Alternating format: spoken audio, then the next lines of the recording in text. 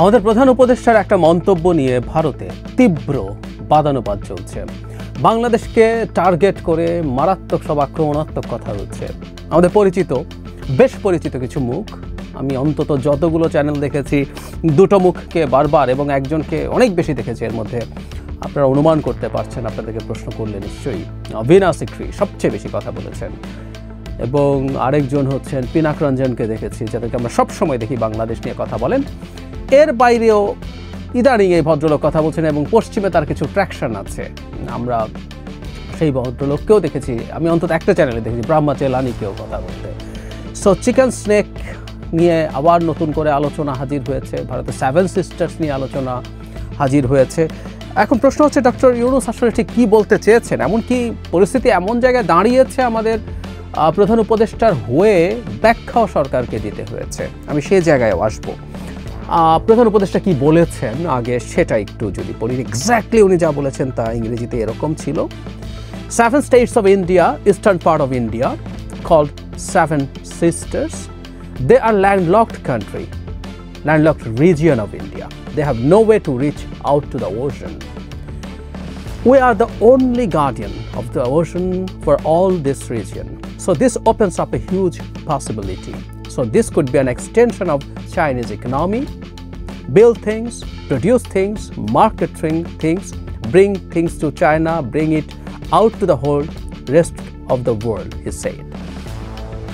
আমরা বুঝতে পারছি যে এখানে মানে 7টা রাজ্যের কথা বলছে। অবশ্য চিকেন একটা আপনারা নিশ্চয়ই জানেন, শিলিগুড়ি করিডোর আসলে আগেও বহুবার বলেছে বাংলাদেশ, এখন এটা খুবই পপুলারলি জানেন এবং আমাদের অনেকের স্বপ্ন। কেউ বলেন যে এটাকে ব্লক করে ভারতকে দুভাগ করে ফেলতে হবে। ইনফ্যাক্ট দুভাগ আবার বাংলাদেশকে করে ফেলারও আলাপ টালাপ এসছে। সব কিছু নিয়ে কথা বলবো। চিকেন স্নেক হচ্ছে আসলে শিলিগুড়ি করিডোর, হচ্ছে ভারতের খুবই ন্যারো স্ট্রিপ অফ এরিয়া। আপনারা দেখছেন নেপাল এবং বাংলাদেশের মাঝখানে 20-21 কিলোমিটার একটা ভূমি। এতে 7 সিস্টার্স শুধু না, আপনারা ম্যাপ খেয়াল করুন, ভারতের আরও 2টো রাজ্যের একটা রাজ্য পুরোটা সিকিম এবং পশ্চিমবঙ্গেরও একটা অংশ আসলে ভারতের মূল ভূখণ্ড থেকে বিচ্ছিন্ন হয়ে যায়। এই কারণেই এই আলাপগুলো আসলো এবং তারা যে ইন্টারপ্রিটেশন করার চেষ্টা করছে সেই ইন্টারপ্রিটেশনগুলো নিয়েও কথা বলবো। প্রথম কথাটা হচ্ছে যে ভারতের 7 সিস্টার্স যে আছে, সেই 7 সিস্টার্স যেটা এগুলো ল্যান্ডলকড এরিয়া বলছে। মানে ভারতীয়রা যে আলাপ তুলছেন সেটা হচ্ছে এই রকম, আসলে এগুলো আদতে ল্যান্ডলকড না, কারণ ভারতের প্রচুর কোস্টলাইন আছে, বাংলাদেশের 10 গুণ বেশি আছে। সুতরাং মানে এরা কেন, ওরা তো ভারতের পার্ট, সো যে কোনো পোর্ট থেকে গিয়ে ওখানে যাওয়া যায়।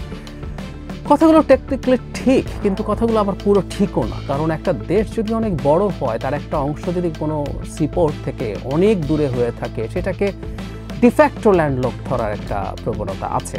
এই কারণেই তো ভারত আমাদের ওপর দিয়ে যেতে চায়। তারা মিয়ানমারের কালাদান মাল্টিপোর্টাল প্রজেক্ট দিয়ে ওই দিক দিয়ে ঢুকতে চায় নানাভাবে। তারা বাংলাদেশের ওপর দিয়ে স্থলভাগ হোক, চিটাগং পোর্ট ইউজ করে ঢোকা হোক, নানানভাবে তারা চায়। কারণ তারা যদি তাদের পোর্টই থেকে থাকে তাহলে তারা তো এটা করার কথা ছিল না। ঠিক একই রকম একটা পরিস্থিতি আছে, একটু অপ্রাসঙ্গিক হলে আপনাদের জানিয়ে রাখি। ম্যাপে খেয়াল করুন, চীনের ওয়েস্টার্ন পার্ট যেটা, সেটাও এক ধরনের ল্যান্ডলকড ধরা হয়। কারণ চীনের কোস্টাল এরিয়াটা হচ্ছে ইস্টে, সেখান থেকে কোনো একটা কিছু যদি আপনি ওয়েস্টে নিতে চান, পুরো চীন পাড়ি দিয়ে নিতে হয় হরাইজন্টালি।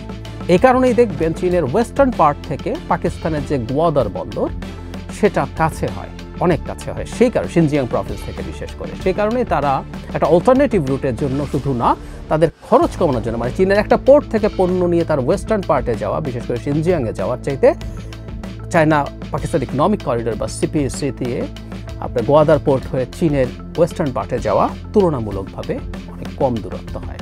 সো এই প্রবণতাগুলো আছে, বিশেষ করে বড় দেশের ক্ষেত্রে এই ঘটনা ঘটে। So virtually landlocked. So Bharat এটা নিয়ে একটা কুতর্ক করছে। নাম্বার 2, সবচেয়ে বেশি এজিটেশন তৈরি হয়েছে যে জায়গাটা নিয়ে, সেটা হচ্ছে we are the only guardian of the ocean for all this region. মানে বে অফ বেঙ্গল, মানে আমরা কি মহাসমুদ্রে যাওয়ার জন্য এটা একটা মুখ, ইন্ডিয়ান ওশনে যাবে। এই যে অনলি গার্ডিয়ান বলেছেন, এই অনলি গার্ডিয়ান টেকনিক্যালি ঠিক না। কারণ হচ্ছে বে অফ বেঙ্গলে আপনারা, মানে আমি প্রায় বলি যাদের জিও পলিটিক্স নিয়ে আগ্রহ আছে, খুব খুঁটিনাটি ম্যাপ দেখবেন, সারা পৃথিবীর ম্যাপ দেখতে হবে। জিও পলিটিক্সের সাথে লোকেশন ম্যাটার করে। আমরা অনেকেই ইন্টারন্যাশনাল পলিটিক্স আর জিও পলিটিক্স সিনোনিমালসলি ইউজ করি, উইচ ইজ নট কারেক্ট। যাই হোক, তো আপনি ম্যাপে দেখলে দেখবেন যে বে অফ বেঙ্গলের মধ্যে 3টা দেশেরই অ্যাক্সেস আছে। আমাদের যেমন আছে, ভারত আছে, মিয়ানমার আছে। তো তিনি যখন অনলি গার্ডিয়ান বলছেন, সেটা নিয়েও তীব্র বিতর্ক তৈরি হয়েছে, যিনি কেন এটা বলছেন। তারপর উনি চায়নাকে ডেকেছেন, বলা হচ্ছে এটা অনেক পসিবিলিটি আছে, চায়নার ইকোনমিক এক্সটেনশন হতে পারে, ব্লা ব্লা ব্লা। তীব্র প্রতিক্রিয়া হয়েছে এবং প্রত্যেকে একটা কথাই বলার চেষ্টা করছেন ভারতে মোটা দাগে, যে ডক্টর ইউনূস আসলে ভারতের এই যে স্ট্র্যাটেজিক ভালনারেবিলিটি আছে, এই যে স্ট্র্যাটেজিক চোক পয়েন্ট আছে শিলিগুড়ি করিডোর, এটা দিয়ে ভারতকে উস্কানি দিয়েছেন। প্রায় সবাই একই রকম কথা।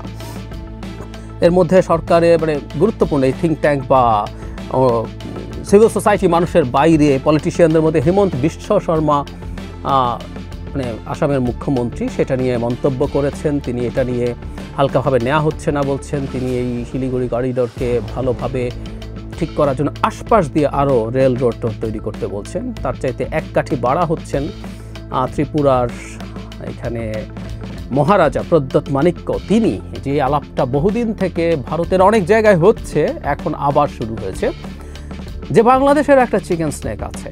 আমরা যদি খেয়াল করি, এইবারও এই ম্যাপটা খেয়াল করুন, এ বাংলাদেশকে ভাগ করে ফেলতে বলছে। এবং আমি ভারতের অন্তত 2জন মিলিটারি অফিসারকে টক শোতে আসতে দেখেছি যে বাংলাদেশের ভুলে যাওয়া উচিত হবে না, তারও একটা চিকেন স্নেক আছে। আমরা যদি খেয়াল করি, ফেনীর এই অংশটা যদি কেটে ফেলা যায়, এই অংশটাকে বিচ্ছিন্ন, এই জায়গাটাও খুবই ন্যারো একটা স্ট্রিপ, এটা যদি আলাদা করে ফেলা যায়, তাহলে এই পুরো চিটাগং হিল ট্র্যাক সহ কক্সবাজার এই পুরো জোনটা আলাদা হয়ে যায়। এবং আমরা যদি এভাবে চিন্তা করি, এটা কেটে যদি ভারতের সাথে লাগিয়ে দেওয়া যায়, তাহলে ভারতের নর্থ ইস্টের কিন্তু পার্ট, এবং এখানে একটা দুর্দান্ত প্রাচীন, শুধু এখনকার না, চট্টগ্রাম পোর্ট অনেক পুরনো প্রাচীন পোর্ট, তো তারা একটা পোর্টও পেয়ে যায়, তাদের এদিকের সমস্যার সমাধানও হয়ে যায়। এই আলাপগুলো করা হচ্ছে। আমি সরকারের দিক থেকে যে ব্যাখ্যা দেওয়া হয়েছে, সেই ব্যাখ্যাটা কিছুটা একটু দেখি। এই ব্যাখ্যায় ব্রিফ করেছেন একটু ইন্টারেস্টিং হাই রিপ্রেজেন্টেটিভ জনাব খলিলুর রহমান। মানে তিনি ইদানিং পররাষ্ট্র মন্ত্রণালয়ে সব ব্রিফ করছেন। আমি জানি না এটা একটা পূর্বাভাস কিনা যে তিনি পররাষ্ট্র উপদেষ্টাই হতে যাচ্ছেন, কারণ ওনার মূল বিষয়টা আসলে তো ভিন্ন। উনি একদম এক্সক্লুসিভ একটা দায়িত্বপ্রাপ্ত মানুষ, এটা আগে একদিন বলেছি, যে আজকে আর বিস্তারিত না। তিনি বলছেন প্রধান উপদেষ্টা প্রথমবার বলেনি, 2012 সালে একই ধরনের কথা বলেছেন। 23 সালে জাপানের তৎকালীন প্রধানমন্ত্রী কিশিদা নর্থ ইস্ট ইন্ডিয়া এবং বাংলাদেশকে একটা ভ্যালু চেইনে আবদ্ধ করার কথা বলেছিলেন। এর প্রসঙ্গে সিঙ্গেল ইকোনমিক জোনের কথা বলেছেন, যে একটা বিগ বে ইনিশিয়েটিভ। আমি বিগ বে ইনিশিয়েটিভ নিয়ে ভিডিও করেছিলাম, যারা আমাকে রেগুলারলি দেখেন তারা জানেন। হ্যাঁ, আমরা এই জায়গাটা একটু যদি বলে নেই, সেটা হচ্ছে এখানে একটা গুরুত্বপূর্ণ জিওপলিটিক্যাল ইস্যু আছে। ইস্যুটা হচ্ছে এরকম যে চায়না বাংলাদেশের প্রথম ডিপ সি পোর্টটা করতে চেয়েছিল, এবং দীর্ঘদিন সার্ভে করে দেখা গিয়েছিল সোনাদিয়াতে এই ডিপ সি পোর্টটা সবচেয়ে ভালো হতে পারে। কিন্তু না, শেখ হাসিনা যখন গেলেন, ভারতের এটা একটা রেড লাইন ছিল, ভারত এখানে ডিপ সিতে ভারত চায়নার কোনো প্রেজেন্স মেনে নেবে না বলে তারা শেখ হাসিনা স্পষ্টভাবে জানিয়ে দেন, এবং শেখ হাসিনা ওই রেড লাইন ক্রস করেননি। ফলে সোনাদিয়া ডিপ সি পোর্ট হয় নাই, সোনাদিয়া অন্য কারো সাহায্যে আর হয়নি। পরে মাতার বাড়িতে ডিপ সি পোর্ট হচ্ছে, যেটা ভারত জাপানকে নিয়ে এসছে। কারণ ভারতের তো বলেছি, একটা সে সুপার পাওয়ার হতে চায়, কিন্তু এত নিচু স্তরের মানসিকতা এবং এত আমরা কথ্য ভাষায় বলি না, ফকিন্নি মেন্টালিটি নিয়ে হওয়া সম্ভব না। তার ছোটো মন, ফকিন্নি ছোটো মনের কথা বলছি, সে জাপানকে নিয়ে এসছে, জাপান এখানে ফাইন্যান্স করছে, এবং এই অঞ্চলকে কেন্দ্র করে একটা বিগ বি ইনিশিয়েটিভ নেওয়া হয়েছে, যেখানে ভারতের 7 সিস্টার্স ইনভলভ হবে, ইত্যাদি ইত্যাদি। সো সেটার প্রতি একটু ইন্ডিকেট করা হয়েছে। এবং এছাড়া আরেকটা জিনিস তারা বলছেন, সেটা হলো আসলে কানেক্টিভিটির প্রশ্ন। এটা আমরা অফার করছি, এটা কেউ নিলে নিবে, না নিলে নাই। আসলে কথাটা তো ট্রু, কিন্তু প্রফেসর ইউনুস যেভাবে বলেছেন, এর মধ্যে ব্যাপারটা এইরকম না। উনি চায়নাকে ডাকছেন যে 7 সিস্টার্স ল্যান্ডলকড, মানে কেন ডুয়াল মিনিংগুলো তৈরি হচ্ছে। তুমি আসো, ব্যবসা করো, এখানে প্রডিউস করো, বানাও, এখানে মার্কেট করো, এখান থেকে নিয়ে যাও, এগুলো চায়নাকে বলছেন।